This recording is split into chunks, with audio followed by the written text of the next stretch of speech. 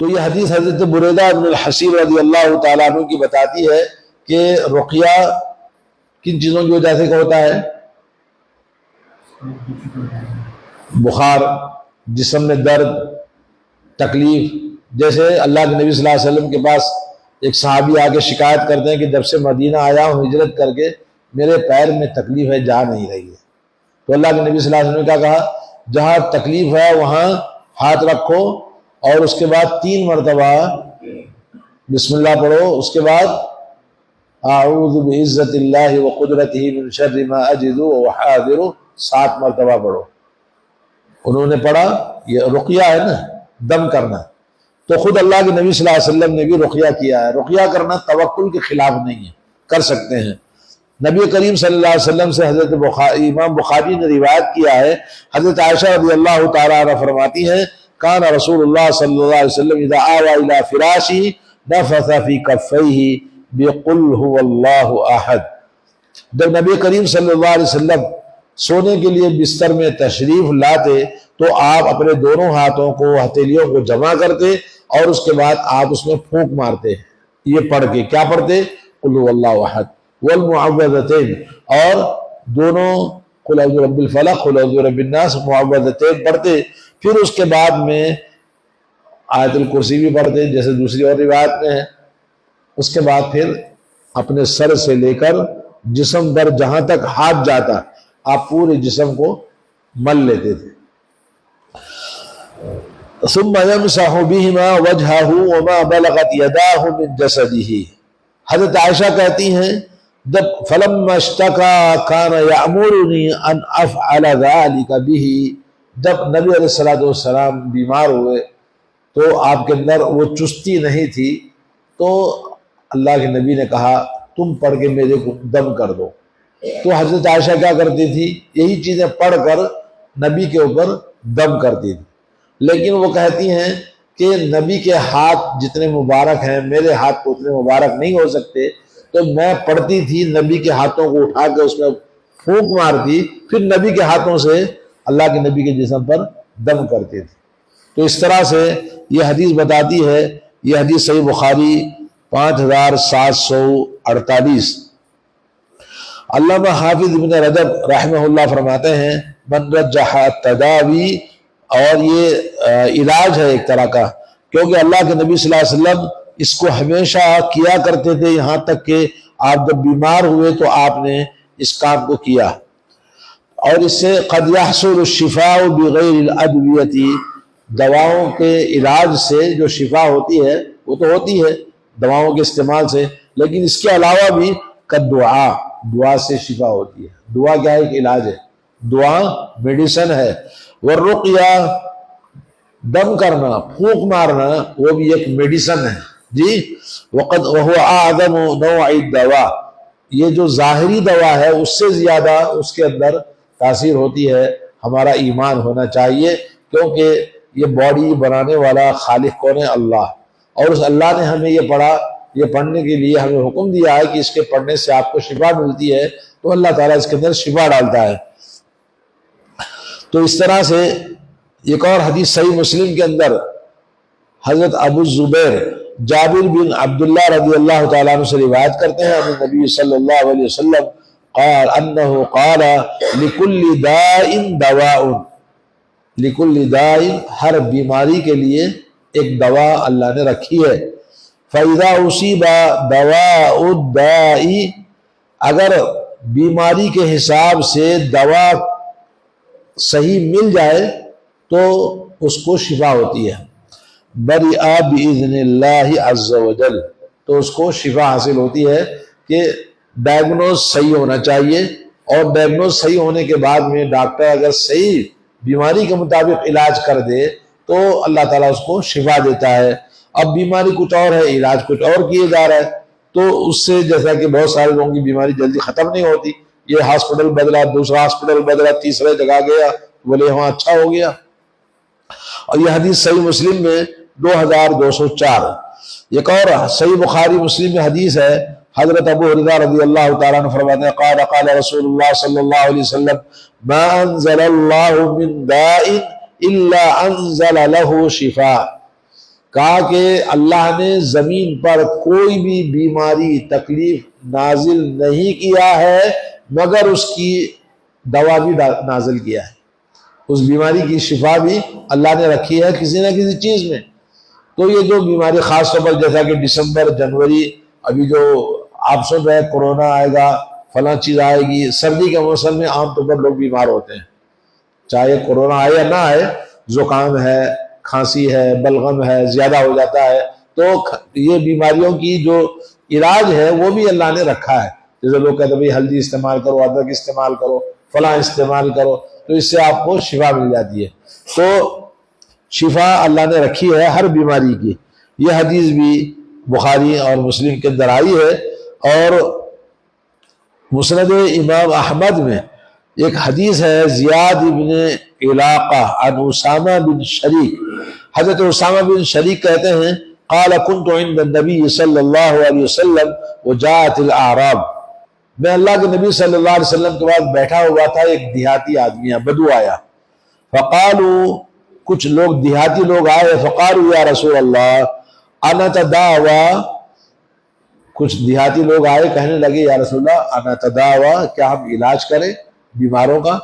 تو فقال نعم یا عباد اللہ، اے اللہ کے بندو علاج کرو، تداؤ کا معنی علاج کرو، تم دوا استعمال کرو، فإن اللہ عز وجل لم يضع داء الا وضع له شفاء غیر داء واحد، اللہ تعالیٰ نے دنیا میں کوئی بھی تکلیف کوئی بھی بیماری رکھی ہے تو اس کے مقابل میں شفا بھی رکھی ہے کہ آپ اس کا علاج کریں، سوائے ایک بیماری کے اس کا علاج نہیں ہے۔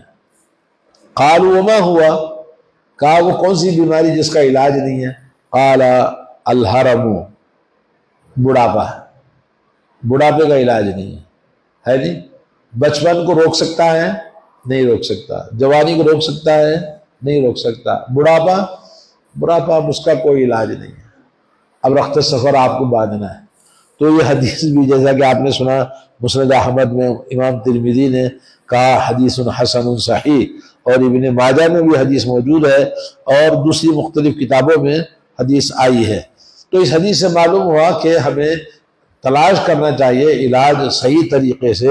اور ایک لفظ ہے ان اللہ لم ينزل داء الا انزل شفاء علمہ من علمہ وجہلہ من جہلہ، دنیا میں کوئی بھی اللہ نے بیماری نازل کی ہے تو اس کا شفا، اس کا توڑ بھی رکھا ہے، بس کوئی جانا کوئی نہیں جانا۔ جیسے بہت سارے لوگ ہیں بولے یہ درخت یہ علاج ہے، اس پتے کا یہ علاج ہے، اس کا یہ علاج ہے، اب وہ سب آدمی بھولتے جا رہے ہیں، وہ ختم ہو گیا۔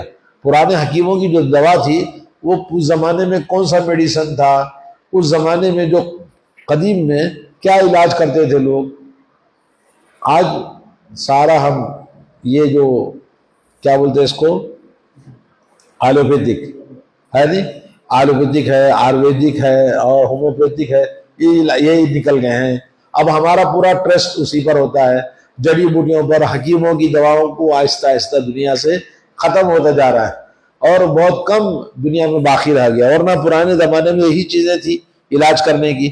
تو یہ حدیث بھی موجود ہے۔ اسی طرح امام ابن خزیمہ دوسری کتابوں میں ہے قال قلت یا رسول اللہ، میں نے کہا اے اللہ کے رسول صلی اللہ علیہ وسلم، ابو کہتے ہیں ارائیتا رقن نسترقیہا، کہا یا رسول اللہ کیا رقیہ ہم کر سکتے ہیں، رقیہ پڑھ کے دم کریں، وہ دوا نتداوی بھی، اور اسی طرح دوا علاج بھی ہم دوا استعمال کریں، وہ تقاتا نتقیہا، اور اسی طرح سے احتیاط، جیسے ڈاکٹر کیا بولتا ہے کہ آپ احتیاط کریں، بیماری کا علاج 30% آپ کے استعمال غذاؤں کا احتیاط کرنے میں آپ کو 30% علاج ہے، میڈیسن میں 30% علاج ہے، اور 30% کیا ہے آپ کے فزیکلی باڈی کا استعمال، جی ایکسرسائز ہے، اس طرح سے ڈاکٹر ہمیں بولتے ہیں۔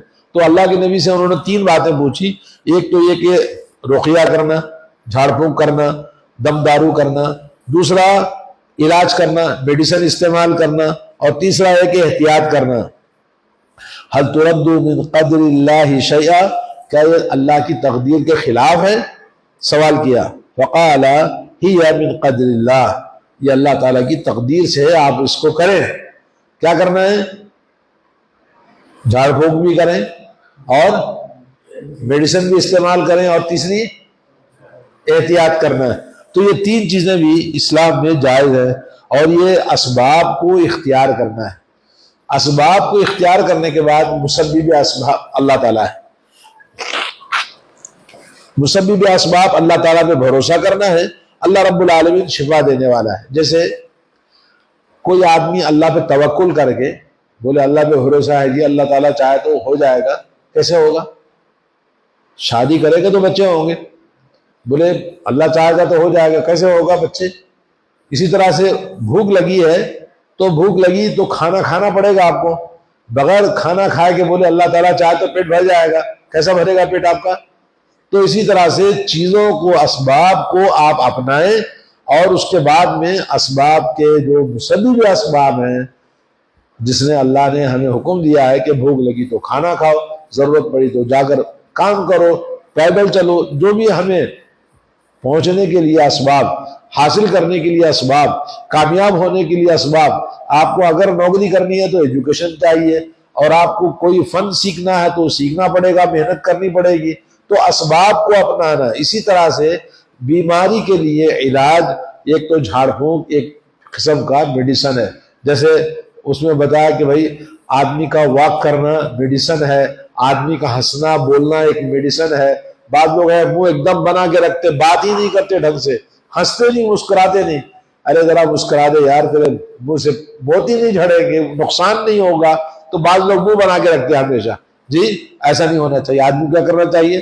تبسمک علی وجہ اخیک لک صدقہ. اللہ کے نبی نے کہا کہ تمہارا مسکرانا تمہارے بھائی کے لیے صدقہ ہے. تو آدمی مسکرائے، ہنس کے بات کرے تو کوئی نقصان تو نہیں ہو. ایک دم منہ بنا کے جیسے غصے میں ہے، ایسے رہتے ہیں بعض لوگ. تو اس طرح سے ہمیں جو بات معلوم ہوئی کہ توکل کے خلاف نہیں ہے، اللہ پہ توکل کرنے کے خلاف نہیں ہے. اسباب کو اختیار کرنے سے یہ ہمارے لیے صحت کے لیے اور ہماری زندگی کے لیے ضروری ہے. جیسے اور چیزیں ہیں کہ جیسے ہمیں لینے کے لیے جانا پڑے گا، بھوک مٹانے کے لیے کھانا پڑے گا، اور جسم کو ڈھانپنے کے لیے کپڑے پہننے پڑیں گے. یہ نہیں کہ توکل کر کے بیٹھ جائیں. تو اللہ تعالیٰ سے دعا ہے کہ اللہ تعالیٰ ہمیں صحیح اسباب کو جو حلال طریقے سے اللہ نے رکھا ہے، ان میں سے امپورٹنٹ جو چیز آپ کو بتانا چاہتا ہوں وہ کیا ہے؟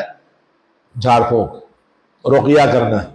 کیونکہ اللہ کے نبی نے خود کیا، اور حدیث میں آتا ہے کہ اللہ کے نبی صلی اللہ علیہ وسلم گھر میں داخل ہوئے، گھر میں ایک لڑکی کام کر رہی تھی تو اس کے چہرے پر چھایا تھے.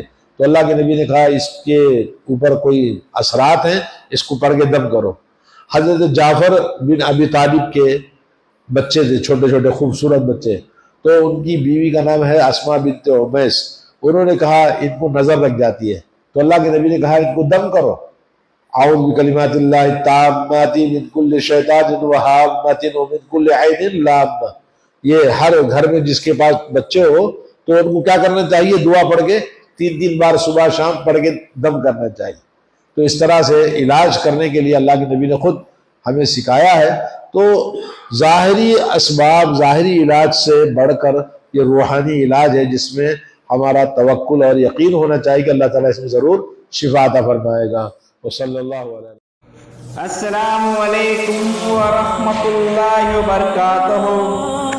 ناظرین اکرام، اسلامک ٹی وی اس چینل کو ابھی تک جنہوں نے سبسکرائب نہیں کیا ہے، برائے مہربانی اس چینل کو سبسکرائب ضرور کریں، اور ہر دن کی اپڈیٹ کے لیے اس کے ساتھ ہی ایک بیل، ایک گھنٹی کا نشان آئے گا، اسے آپ ضرور پریس کریں اور اسے دبا کر آپ ہمارے ساتھ تعاون فرمائیں.